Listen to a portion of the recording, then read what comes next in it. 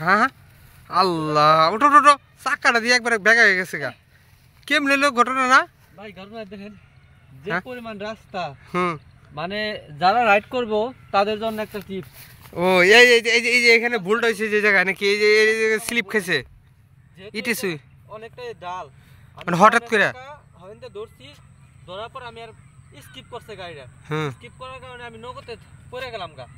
ও এই আমার টাকা দাগও আছে।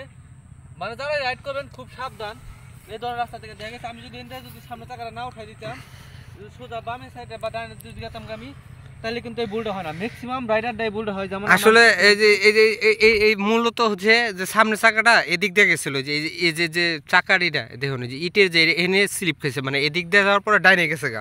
তো ডাইনে যাওয়ার পরে পরে আস্তে করে পড়ে গেছে গা। আর স্লিপ যখন খাইছে, যখন পড়ে গেছে গা, তখন তো একবারে কাইতে গেছে। আর ওর চাকার কিন্তু এমনি এ ধরো একদম গ্রিপ যা আছে এগুলো সব একদম সমান হয়ে গেছে গা। আসলে এগুলো কিন্তু সমস্যা। যখন এগুলা রাইড করবেন যারা আছেন, আসলে এরকম কিন্তু অনেকে ভুলগুলো করে থাকে, নতুন চালক আছে তারাও কিন্তু এই সমস্যাটা ফেস করে।